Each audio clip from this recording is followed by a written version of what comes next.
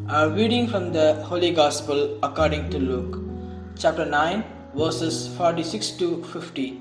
An argument arose among the disciples about which of them was the greatest. Jesus realized the intention of their hearts and took a child and placed it by his side and said to them, "Whoever receives this child in my name receives me.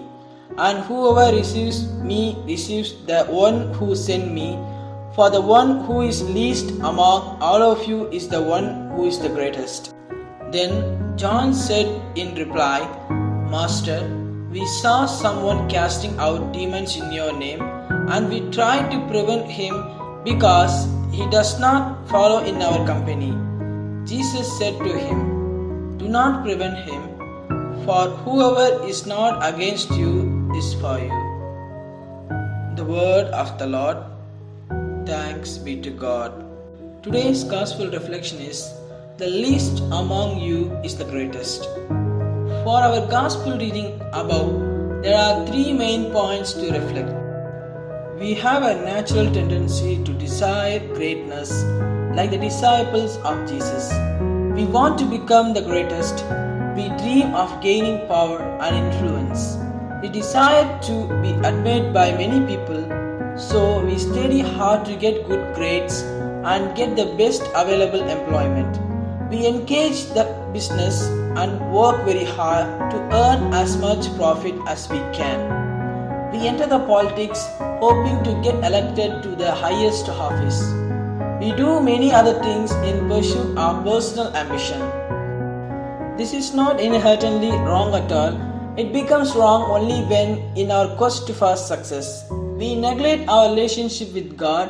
Worse than that is when we do evil things to achieve our material goals. The worst of all is when we think the personal aggrandizement and worldly achievement are the end goals of life. What profit man if he gain the whole world but loses his own soul? Mark chapter 8 verses 36. No matter what we do, we must never forget that we are sons and daughters of God.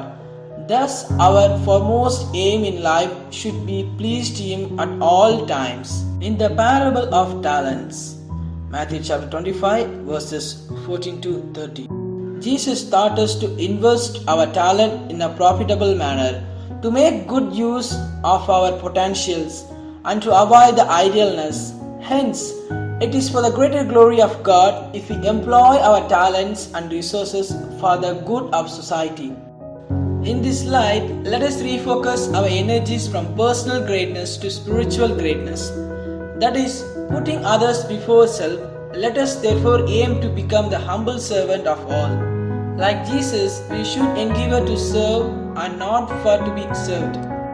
While we try to purge our urge to be number one, let us learn to be patient with others who are self-centered, just as Jesus was very patient with his disciple who wanted to be a greatest.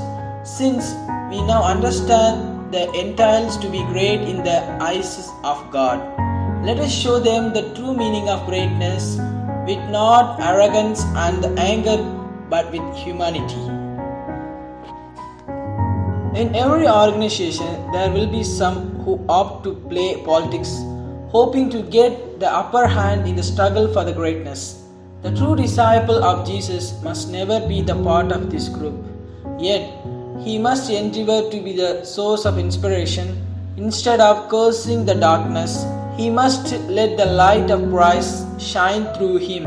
In the Spirit of God works everywhere. Let us learn to appreciate how good works in the others, even if they do not belong to our group. The vineyard needs more workers. In this 1 year of the Lord, we are all equal servants. We cannot say we are more privileged than others.